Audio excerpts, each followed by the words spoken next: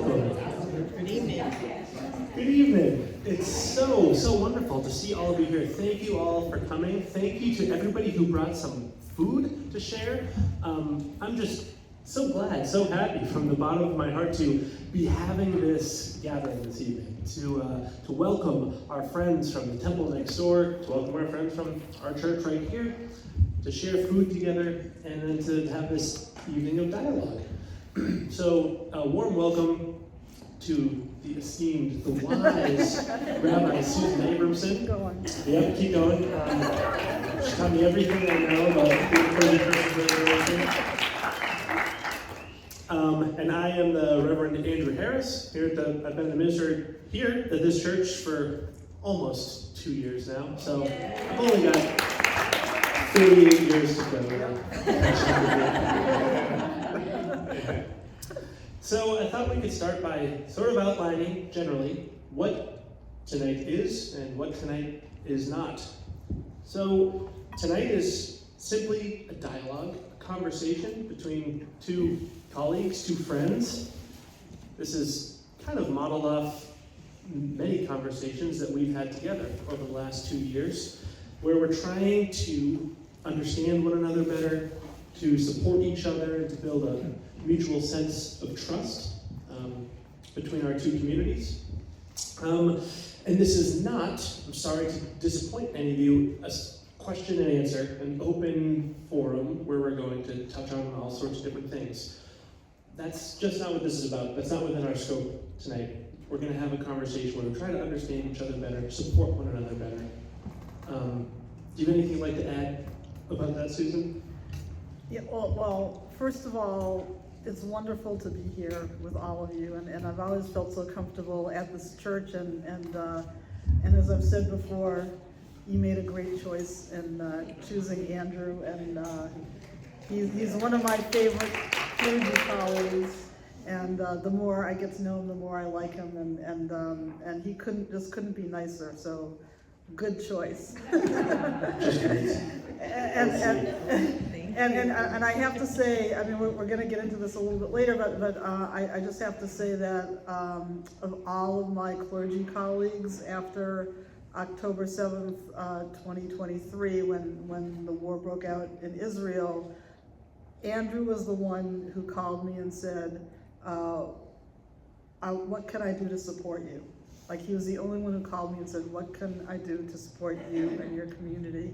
and that was so beautiful and meaningful to me. So that just shows me what kind of person he is, and how reflective he is of your community. And did you want to? Well, thank you for saying that. But that's a good place to start, because that day, I remember that conversation that we had. I have to confess, I wasn't just calling out of the goodness of my heart, being a compassionate neighbor, although after our conversation, you led me down that path. Because that's really where it all started. I called you because one of the things that was happening in our church, every Sunday we lift up prayers, and people are invited to lift up their prayers. Sometimes it's for their friend who's sick, sometimes it's for a loved one who's passed away, a lot of times it's for about things happening in the world. And that very first Sunday, October 7th, I think it was that morning, I remember I woke up and started to hear that news. There were a lot of prayers on October 7th. The prayers continued. For the hostages, the prayers continued, and then the prayers, it got more complex and harder to hold, and I found it harder to frame as the war kept going on and on and on, and the violence kept happening. And that was when I called you. It was probably around November or December, and I said, I don't know exactly how to frame this. I don't have the words for this. And I could sense that a lot of folks in our congregation too weren't sure what opinions we were supposed to have, how we were supposed to talk about it, what was an acceptable way to discuss what was going on in the world. And one thing that you said really stuck with me, which is that people in your community, our Jewish neighbors, our Jewish friends, people had stopped asking, how are you? Or how are things going? What's going on with you? Because I think people weren't sure. They didn't have the words. They weren't sure what they were supposed to say or how they were supposed to say it. And you told me, just check in. You don't have to have all the answers for what's going on in the Middle East. That's not my job, certainly as a American Christian minister here in Burlington, Massachusetts. But what we can do, what all of us, in our church can do, is check in on our neighbors, see how they're doing, because there's a whole emotional side, a deep side that we can never understand about what's happening when we talk about Israel and the Middle East, and Jewish faith and identity. Yeah, and that just meant a lot to me, because there were lots of clergy around who, from my perspective, were not asking that question, like how are you, like what can I do to support you as a neighbor and a friend and a member of the community. What I was hearing a lot of was political prognosticating and people sharing their feelings about the war and what Israel was doing and what Hamas was doing and the Palestinians and Israelis or Israel, and I was feeling from a lot of clergy and non-clergy that people, first of all, were looking at me as if I was the state of Israel, and I was the Israeli government, and I was personally bombing Gaza, but people, I was starting to see things on Facebook, and people were starting to say things to me that I found very hurtful and hard to process. And it was almost like a death. There were lots and lots of deaths and very violent and horrible deaths of lots and lots of people. And I know that from my experience, when I experience a death, it's like all the balls are thrown up in the air of your relationship with everybody, and then they kind of land in a slightly different place. So I felt like that event changed my relationship with everybody, particularly my non-Jewish friends and colleagues, and so I was extra happy that you were the one, to reach out and just say, I'm your friend. I'm not talking about politics. I just want to know how I can help you, and that just meant so much to me. And so since then, it's just I really have felt like that whole event changed my relationship, as I said before, with everybody. And I felt like alliances I had with people before were just no longer there. Even people who I shared lots and lots of values with, I felt kind of hurt by, not because what they were saying was something I didn't absolutely agree with, but because I just felt like the sense of connection, it raised my sense of connection with the Jewish people and the Jewish community. It kind of made me very defensive, and that kind of raised my sensitivity and to be able to just see other people in the same way as I saw them before. Yeah, I remember seeing some of that, and just even in our sort of day-to-day interactions within our community. The relationships that were in place when I first started in August totally changed after that day. I don't know if it was right away after that day, but the conversation certainly shifted. And it's interesting to hear you say that it almost like you became a representative of, or people looked at you as if you were the state of Israel or something like that. And I was thinking about how for non-Jewish people here in America, an opinion on the Middle East is just one sort of slice of the pie of our whole opinion plate. We've got all opinions on this or on that and all these other things, and everyone feels the need to have an opinion on the Middle East, on Israel and Palestine, and that fits in there. But for our Jewish neighbors, it's not just one little slice of the opinion plate. There's deep emotional ties. One of the things I remember you pointing out was how many people at your temple have friends or relatives in Israel, and the very real threat of violence that hangs over people's heads. And that's something that it's not the same as having a little slice of opinion on the opinion plate. Those are real stakes. Yeah, and so one of my favorite expressions from the rabbis is, do not judge another person until you stand in their place. And so from a Jewish perspective, this isn't just like another country going to war or another conflict in the world. Like these are my brothers and sisters, this is my family, and we just survived the Holocaust not that long ago, and the state of Israel was established, many believe, as a result of the Holocaust, so the Jewish people had a safe place to be. And we have people here who have, one person here who survived the Holocaust herself, Shalom, was born outside of Warsaw. Her parents had to flee because the Nazis came in. And we have people whose parents survived the Holocaust who are here, and so it's very personal for us. It's not just like another conflict in the world between two warring factions. And I think we could really personally feel like I on my phone used to have, people made me take it off my phone, like an app that showed every time a bomb was I remember you showing me that, was headed towards Israel, and the app would actually like make this terrible noise, and I would look, and you would see exactly where these bombs were headed.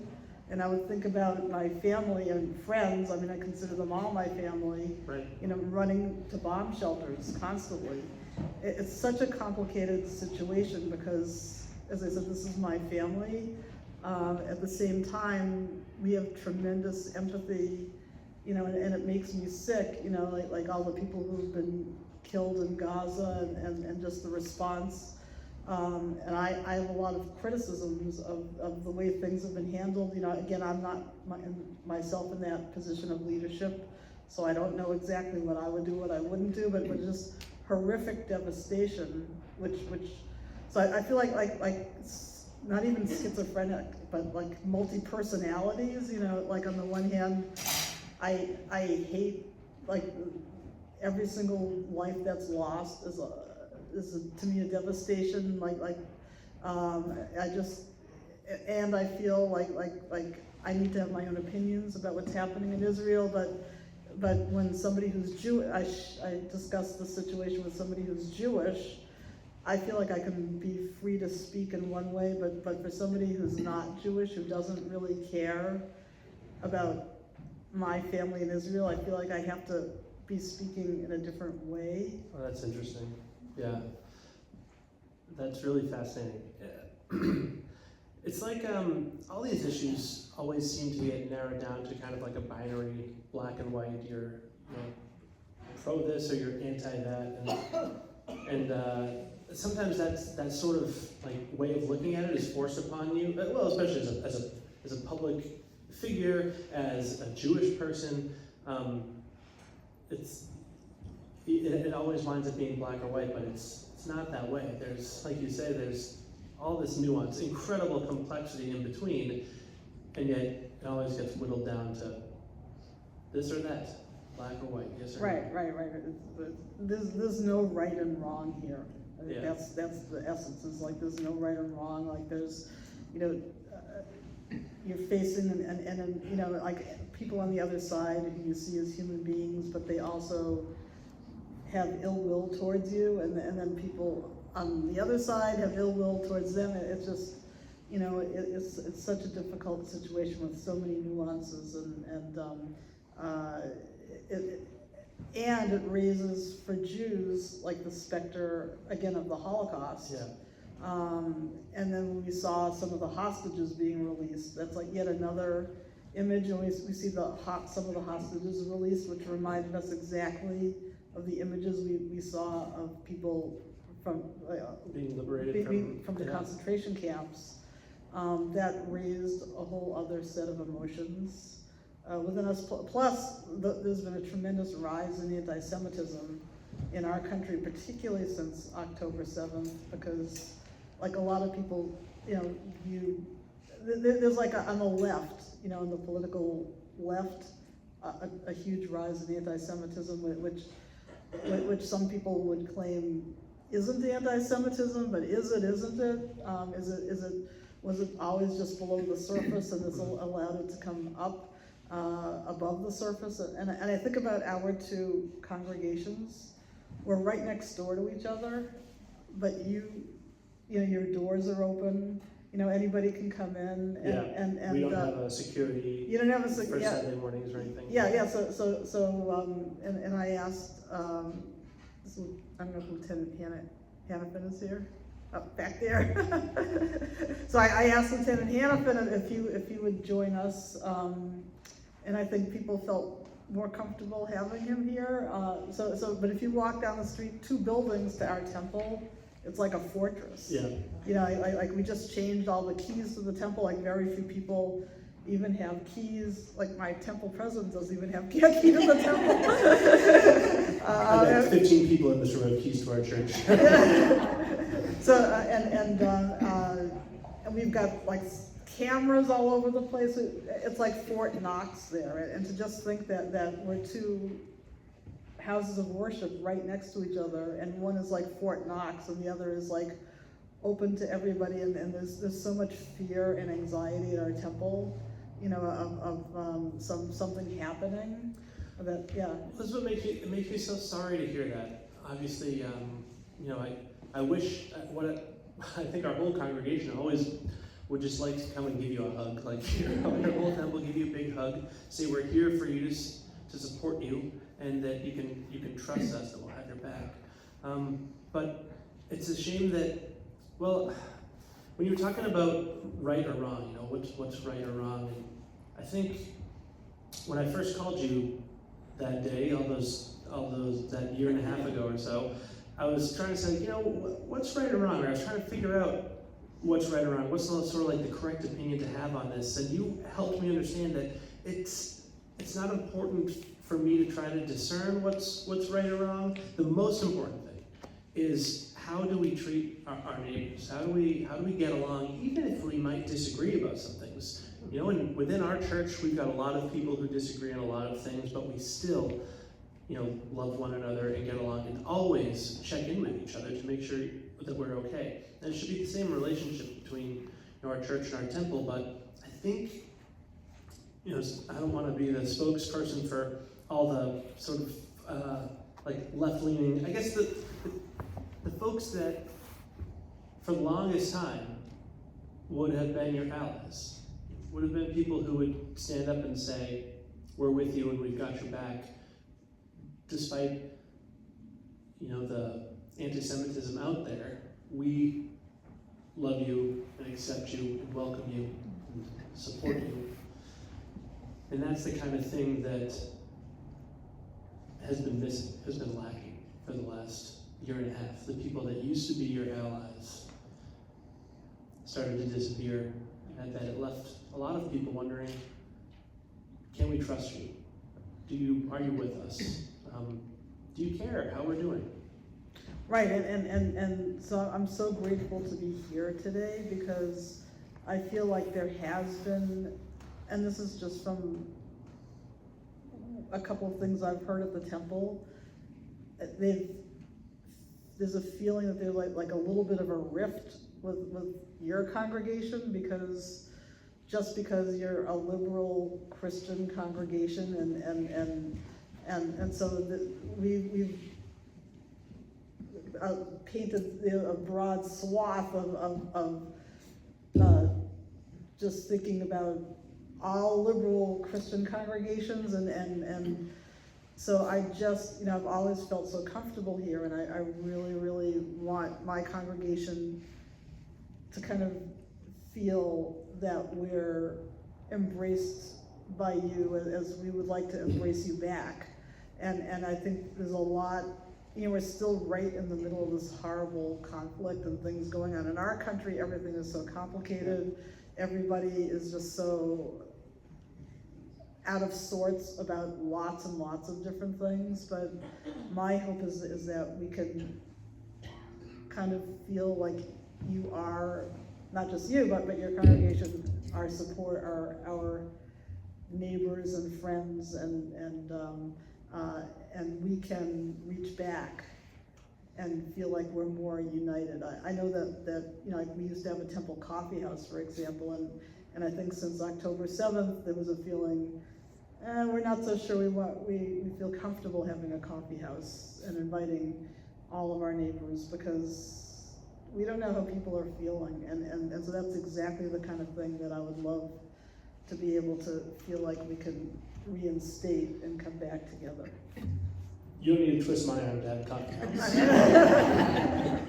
Or have you sing or play the guitar. Yeah. But that's exactly the kind of thing where, you know, I think from our perspective, these things would have been invisible to us. You know, the fact that we didn't have a coffee house in this past year, you know, we would have just said, oh, you know, we couldn't get it together. There's a lot of things that we'd like to do that we don't necessarily do, and for our church, we just go on with our merry lives, not thinking twice about why or how that relationship is impacted. Which is why I think it's so important that we have a night like this where we can understand better what it's felt like to be Jewish in this time and place, with all the, I mean, I can't imagine the feelings, the emotions that go on. We talked about the hostage videos. You know, when I saw those hostage release videos, I was so deeply moved. It pulls at your heartstrings. People were lifting it up and, you know, lifting up the hostage releases and prayers in church on Sunday mornings. That moved us. And I can't imagine the feeling it would feel like to look at it as if it's a member of your own family. You know, I think we all should look at it that way. I would hope everybody looks at it that way, but it rings different for our Jewish friends.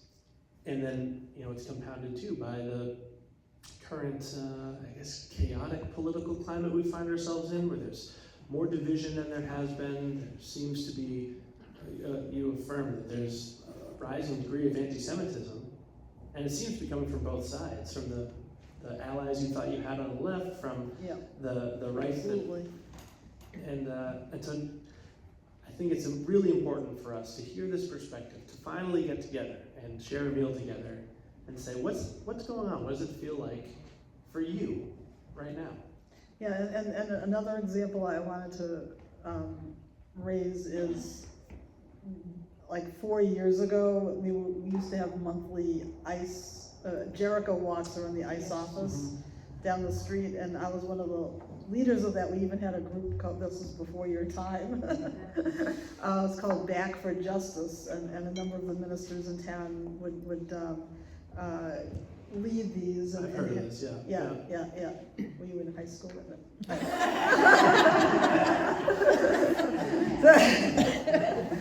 Sorry. It's okay, that's not fun. I wasn't in high school. Okay. I thought about, you know, this is a time when we should be doing that again, and I don't feel comfortable aligning myself with some of the people that I was aligning myself with to do that before. And I think that's a widespread thing in the Jewish community. We kind of feel like we're Jewish liberals as opposed to just being liberals. Oh, man. And there have been instances across the country where somebody would be wearing a Jewish star or something about Israel, or somebody would blame them as being a Zionist and literally physically kick them out of a rally about a value that we all share. So that's been an issue right across the country. So what's the remedy to this kind of thing? Is it this kind of thing where we talk and try to understand one another? How do we build a bridge to, you know, the people that we used to ally with, to, you know, when we work together to fight for peace and justice and love and you know, all the things that we share from our rich faith tradition, but there's something missing or something broken here? You know, there are so many sensitivities. I'll only speak for myself. Like, I have so many sensitivities. If you know, like we've had some fellow clergy, you know, who would say, I'm so sorry about what's going on at your temple, and I'm also sorry about what's happening in this place, and this place. The yeah, but type of. The but kind of discussion, and to me, like I relate it to if somebody has a relative in a hospital and they go to visit the relative in the hospital, and somebody comes in and they say, I'm so sorry that your relative is sick, and I'm also so sorry for all the other people in the hospital who are sick. Like, to me, it sounds like, can't you just say, I'm sorry for what you're going through, not have to qualify it by saying, I'm also sorry for this, and this. It's that feeling of having to qualify it that's the feeling that first made me call you, because we have a prayer for the release of the hostages and then a prayer for an end to the violence in Gaza, and I was like, how are both of these things going together? How does this fit? How am I supposed to pray for it? How am I supposed to do it with sensitivity to our friends and neighbors of multiple faiths? And I couldn't figure out how to hold it together. But that's because, again, I think I was looking at it through this frame of there's like a right answer or there's a right path. And it turns out there is a right path. But that's just about responding to the hurt or the pain or the feelings of the person right in front of you that you're talking to say, I see that you're hurting and this looks really hard for you and I'm here for you. Right, exactly. Like and it was almost like, I was a staunch supporter of Black Lives Matter, and if somebody would say to me, yeah, but don't all lives matter, I would say you're completely missing the point. But those same people who advocate Black Lives Matter were saying to me, well, Jews matter, but don't all, and all these other people matter as well. So it was kind of, to me, very disheartening to see that kind of a response. I hadn't thought about those two things, the similarities that way, but yeah, I think you're right, I see it. Yeah, and there are certain terms that also I have a heightened sensitivity to, like genocide and apartheid, and when people say, from the river to the sea, we will be free. To what that phrase really means is, we want to see Israel Palestine liberated, meaning the state of Israel would no longer exist. So when I hear those terms, and when I hear genocide, that really gets me also, because horrible things are happening to the Palestinians. It's not genocide, and the increased sensitivity also is because the Jews just experienced genocide in the Holocaust. So to compare what happened in the Holocaust, the systematic killing of Jews in the Holocaust, to what's happening in Gaza as a self-defense mechanism, even though, again, like the schizophrenic response, just emotional response, not the same thing. Mm-hmm. And so I hear that way too often, and that just gets my defense mechanisms going, and it's hard to hear. Well, there are words that ring differently for you, sort of the Jewish community, than for people who are either members of a Christian community or of no faith in particular, who are throwing them around without understanding how they might feel for someone, with a different perspective, especially from a historical perspective, coming out of World War II and the Holocaust, which was not that long ago. We have people in this room who are Holocaust survivors, whose parents were Holocaust survivors. This is fresh memory. We're not talking about thousands of years ago. Right. Understanding how those words feel for someone else. Mm-hmm. I think that's one of those things that we've been lacking. Us people from this non-Jewish perspective, if we had been more open to ask our neighbors how they feel, maybe we could find better ways to ally together. Like you said, this schizophrenic feeling of, seeing the devastation in Gaza and being troubled by it, there's room for an alliance there amongst a lot of people. We all want peace, and we all want safety and security for our family. And the fact that some of the people that have always been your allies and working for peace and justice have been holding signs outside ICE and things like that in the past, are now using words that are really hurtful and cause pain that they don't even see or recognize. Or care. Or they might care, but I don't know. I mean, they might not. There are certainly people out there that don't care, Right. but there are. Maybe this is too hopeful, but I think there are people out there who care and who get carried away with whatever the popular word is, so the right word. You know, we're always trying to find the right word or the right opinion. What's the right opinion to have on our opinion plate of all these things? The thing that will not alienate me from my friends or my social circle, the thing that's sort of aligned with my general moral compass. What's the right opinion that I can have? And it turns out that often that right opinion comes at the exclusion of our friends or our neighbors. Right, or just as you said, and why I'm so grateful to be here, just the complexity of it is the very, very deep-seated complexity of the whole thing. It is just, it's extremely hard to understand, and it's so emotion-based that, you can't understand. You can be a good ally and still not understand it. And I think a lot of us Jews don't even understand the depth of the complexity ourselves.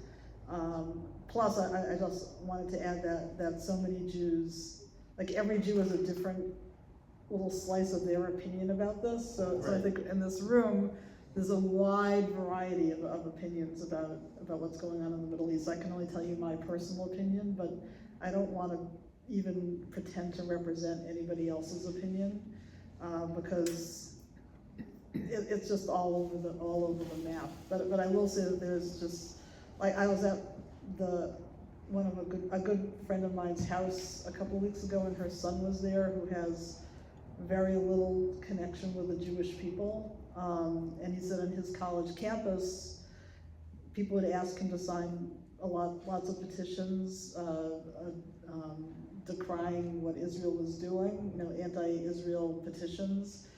And even though he kind of agreed with the sentiment, there was he felt like this pang within himself of just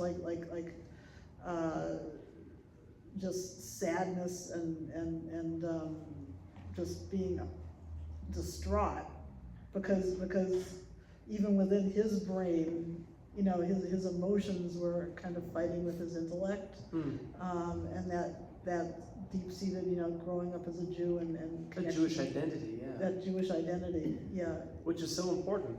So at least, from talking to all my Jewish friends my whole life, Jewish identity is so important, and it's that tradition that goes back thousands and thousands of years. Yeah, and so that's a good point, that I find that, so Judaism isn't just like a religion or a faith or a set of traditions. It's a peoplehood and a history, and it's really a critical aspect of who we are as Jews, just that aspect of our connection with each other, and Israel in every sense of the word Israel. Like we pray about it in our prayer books every time we pray. Can you say more about that, every sense of the word, for folks who? Yeah. So first of all, we trace our ancestry back to the Torah, to the Bible, and the land of Israel, which is like literally the promised land. And whether or not we believe it's the promised land, that's still the basis of our Jewish identity is that Moses led the Jewish people out of Israel. That's the covenant, that's the first covenant promise. Yeah. So there's some aspect of that, no matter how much we agree with it or not, it's still part of who we are. And so Israel is also kind of like a hope, that an idealistic hope that one day we'll be free. We say at the end of our Passover Seder, next year in Jerusalem, next year may we all be free. Mm-hmm. It's kind of an idealistic hope that the Jewish people will be free and everybody will be free. So that's an important part of our Jewish identity as well. And it's the people we call ourselves the people of Israel.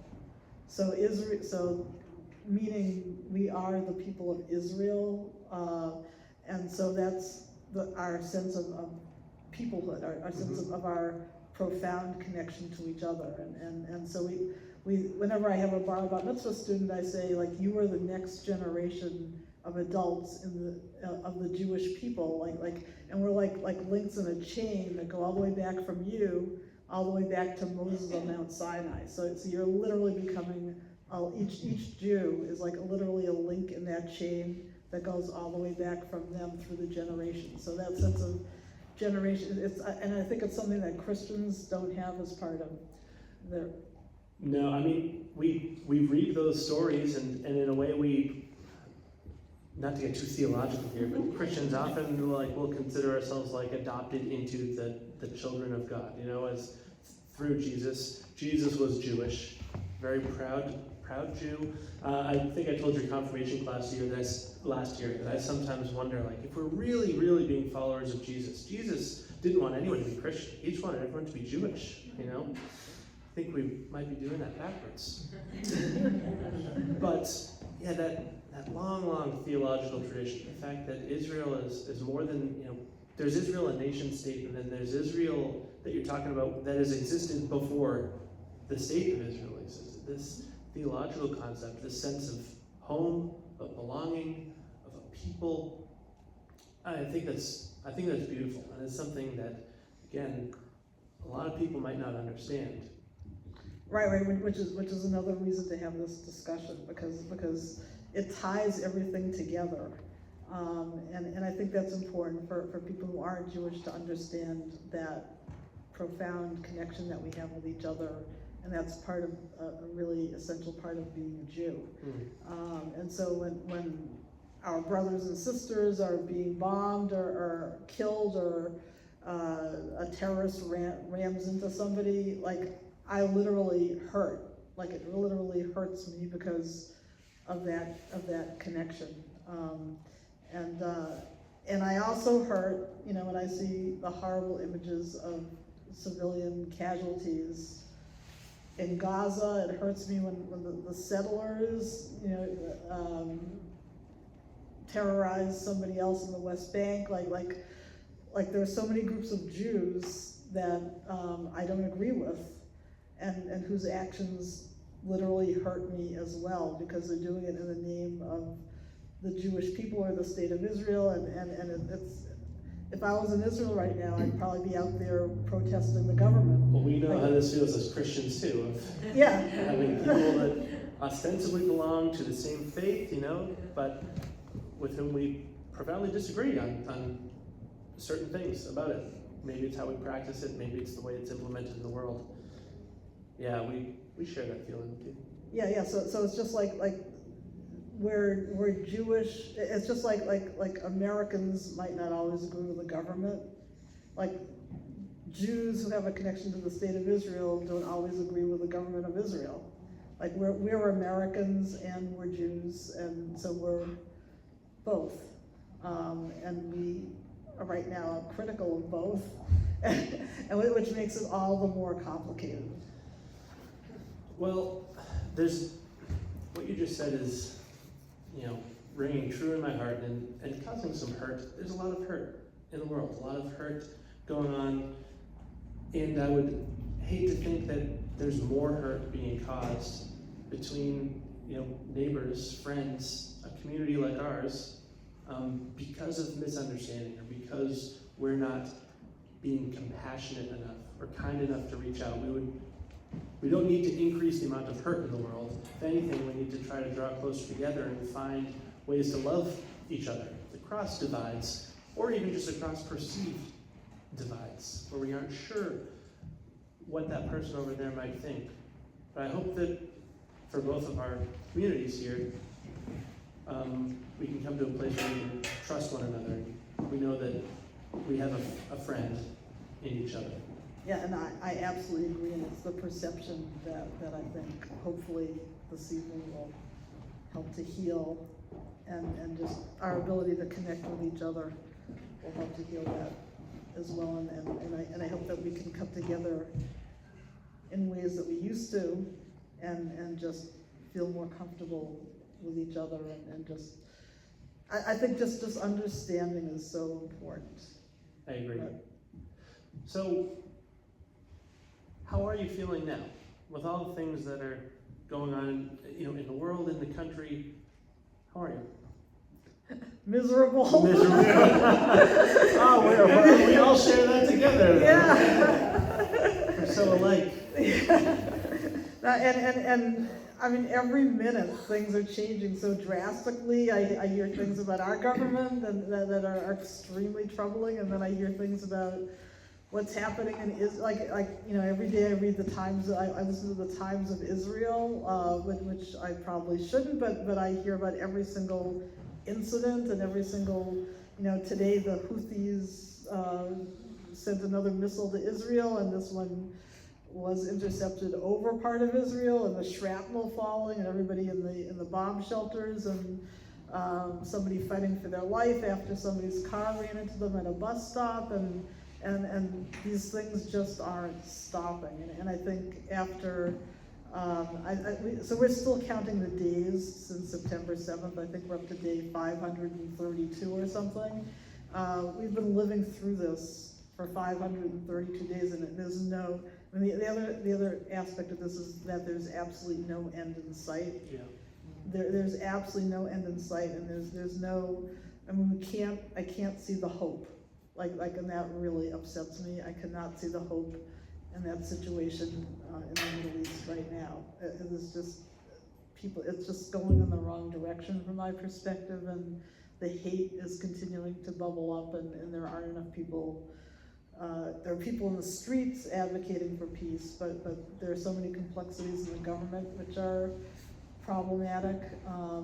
So the only place I can find hope is right here.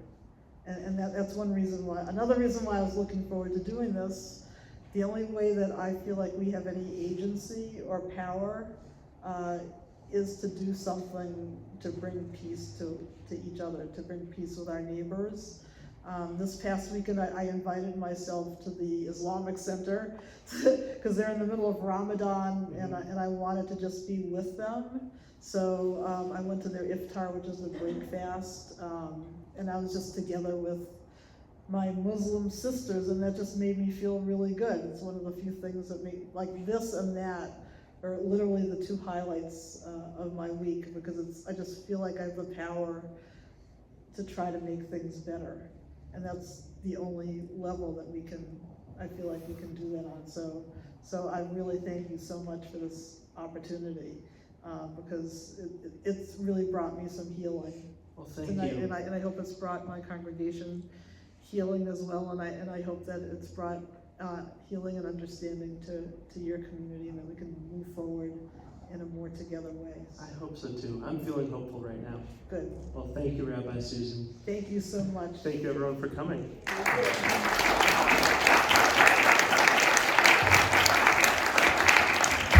And so we were thinking that this might have aroused feelings within you that you wanted to express, and we know we didn't give anybody a chance to talk at all, but we have, if somebody really wants to make a comment or something, there's a piece of paper there and a pencil. You can write down some thoughts, and we'll read them. And we'll read them and maybe figure out what the next thing to do might be. But thank you so much, Andrew, for being an amazing, amazing colleague. And we are hiring you as our assistant rabbi. As long as I get to play in the as long as you have a space in the band, all right. Place at all of our holidays, and everybody is welcome, always welcome at our temple. Actually, we're having our Interfaith Holocaust service on April 25th, and I hope that all of you will join us for that. It's another time where we can come together and be together as people who want to seek peace and friendship with one another. So, thank you so much. Thank you. For being here.